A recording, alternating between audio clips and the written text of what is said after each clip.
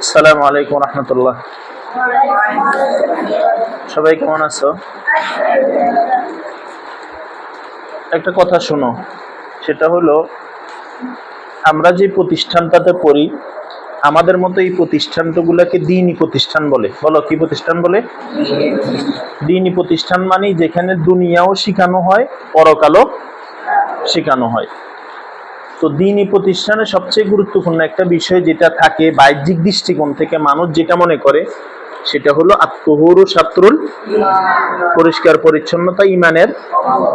যেমন হাদিসে আছে, আল্লাহ রসুল সাল্লাল্লাহু আলাইহি ওয়াসাল্লাম মসজিদে গেলে, কোথায় যদি কোনো ময়লা আবর্জনা দেখতেন, তখন তিনি সেটাকে উঠাইয়া মানুষকে দেখাইতেন না, পকেটে রাখতেন। কোথায় রাখতেন? পকেটে রাখতেন। এটা রেখে পরে মসজিদ থেকে বের হলে যেখানে ময়লা ফেলে সেখানে ফেলে দিতেন। ওমর রাদিয়াল্লাহু তাআলা আনহুর নাম শুনছো না তোমরা? ওমর রাদিয়াল্লাহু তাআলা আনহু জুমার দিন অথবা বিভিন্ন সময় জুব্বাকে কোমরের সাথে বাইন্দা এরপরে মসজিদ সাফাই করতেন। সুবহানাল্লাহ বলো। এবং জান্নাতে পুরুষদেরকে আল্লাহ তাআলা হুর দিবে না। হুর, হুর মানে বউ। বউ কথা কয় না, হুর মানে কিটা? বউ। এই যে বউদের মোহর আছে না, মোহর কাবিন, এটা হলো মসজিদ ঝাড়ু দেওয়া। বুঝে আসছে? হুরদের মোহর কি? আর রাসূলুল্লাহ সাল্লাল্লাহু আলাইহি ওয়াসাল্লামের উপরে দরুদ শরীফ পড়া। সাল্লাল্লাহু আলাইহি ওয়াসাল্লাম বলো। তোমার আশেপাশে হাদিসে আছে, এক হাদিসে আছে, তোমরা তোমাদের ঘরের আঙ্গিনাকে, বাসার আঙ্গিনাকে, মাদ্রাসার আঙ্গিনাকে, অর্থাৎ তুমি যেখানে বসবাস করো সেই আঙ্গিনাকে কি করো? পরিষ্কার পরিচ্ছন্ন রাখো। আচ্ছা, কাপড়টা উল্টা করে যেখানে সেখানে ফেলে রেখে বালাও, নাকি বাস করে সুন্দর করে রাখা ভালো? টুপিটা ধুইয়া সুন্দর করে নীল দিয়া মাথায় দেওয়া ভালো, নাকি একটা পড়তে পারলে সাইচ্ছে কিয়ামত পর্যন্ত চলতে থাকুক? এই জন্য পরিষ্কার পরিচ্ছন্নতার দিকে খেয়াল রাখা। হাতের নখগুলো ঠিকভাবে কাটবে, ইনশাআল্লাহ বলো।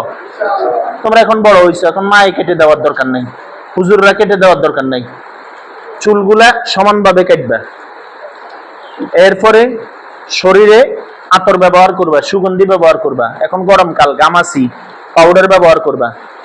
কাপড়ে সাবান দিবা, হুল পাউডার দিবা, কাপড় পরিষ্কার পরিচ্ছন্ন রাখবা। ঠিক আছে না ইনশাআল্লাহ? আর সবচেয়ে মূল কথা, বড় কথা, গুরুত্বপূর্ণ কথা যেটা, সেটা হলো আমরা এখানে আসলাম কেন, উদ্দেশ্যটা কি? উদ্দেশ্য হলো মা বাবার স্বপ্ন, আত্মীয় স্বজনের স্বপ্ন, আল্লাহর বিধান আর রসুলের তরিকা শিকার জন্য। এক কথায় আমরা কোরআন, হাদিস, ইসলাম, সুন্নাহ শিকার জন্য আসছি। আমার মূল জায়গাটা ঠিক থাকতে হবে। আমরা সাইকেল চালানি শিখছি, অনেকে শিখছি না? কে কে পারো? যে তোমারে সাইকেল চালানি শিখেছে, একজন ড্রাইভার আছে না, সে কি কইছে তোমারে? বলো। তার মানে তোমার এদিক সেদিক তাকানোর দরকার নাই। কোথায় তাকাবে? তুমি তোমার যে উদ্দেশ্য সেটা হলো আল্লাহর রসুলকে খুশি করা। এই জিনিসটা তুমি খেয়াল রাখবে, ইনশাআল্লাহ বলো। আমি এখনো বলি, আজীবন বলবো, তোমাদের সাথে একসময় আমার হয়তো দেখা হবে না, অনেক বছর পরে দেখা হবে, তবুও আমি মনে করব তুমি আমার ছেলে সাইদের সাথে পড়ছো। তুমি আমার ছেলে সাইদের সাথে পড়ছো। বলো, তুমি আমার ছেলে সাইদের সাথে, রাখি দাও এখন, পরে দাও, সাইদের সাথে পড়ছো। এই জন্য তোমার প্রতি আমার একটা ভালোবাসা, স্নেহ, মোহাব্বত সবসময় থাকবে। আমার দোয়াও তোমাদের জন্য সবসময় থাকবে। ঠিক আছে না ইনশাআল্লাহ? আমার অসম্ভব ভালো লাগতো তোমাদের সাথে যদি সাইদ থাকতো, কিন্তু আসলে সবাই তো আছে, সাইদ তো নেই।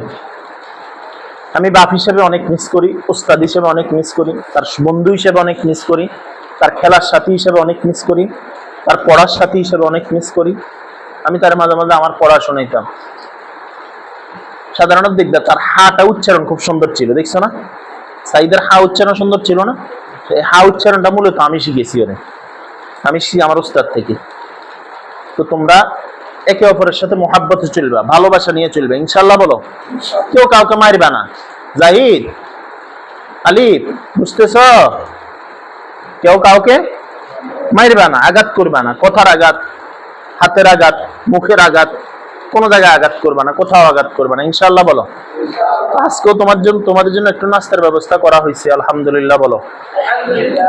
এটা বুট, চটপটি বিস্কিট দেওয়া হয়েছে, এটা খাইয়া পানি খাইবে। আজকে আর বাসায় বৃষ্টি হইতেছে, যাওয়ারও দরকার নাই। কি বলো, যাও কেন তোমরা? আসর পরে হালকা নাস্তা করার জন্য। হালকা নাস্তা তো হয়ে গেছে, আলহামদুলিল্লাহ বলো। জি ইনশাআল্লাহ। আমি একজন একজনকে দিই, তোমরা বসে থাকো। রবিউল আমার হাতে উঠে দাও, দাও বিসমিল্লাহ। দাও, দাও, ধরো ধরো, ধরো। সব কিছু সমান করা হয়েছে, যাতে কেউ ইয়া না হয়, কম না হয়। আবার তুমি বড়, তোমার খাইতে হইব 5টা খাইতে পারবে, আমরা তো 5টা দিতে পারতাম না, বুঝছো না? 1 টাকায় শুকরিয়া আদায় করো, বাকি 4 গ্লাস পানি খাইও, বুঝছো না কথাটা? ধরো বিসমিল্লাহ। হ্যাঁ, টুপিতে আরো নীল করিও, বুঝছো? দারুণ হয়েছে নীল। হ্যাঁ যাই, ধরো। তুমি তো কথা বলছো, কষ্ট হয়েছে। ধরো আব্দুস সুবহান, ধরো। মাশাআল্লাহ, তোমার কিসমতে তো শনিবারে থাকার কথা, আজকে চলে এসেছে কিসমত।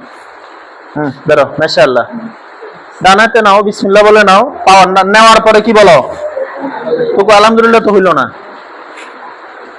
আরো চলবে, আরো 2 দিন চলবে। আলহামদুলিল্লাহ বলো, বরকত হইতেছে, বরকত। ধরো মাশাআল্লাহ।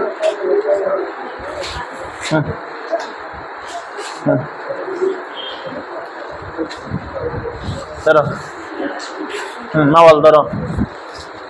বিসমিল্লাহ। জুনাইদ ধরো। আব্দুল্লাহ ধরো। মাশাআল্লাহ। জি ধরেন,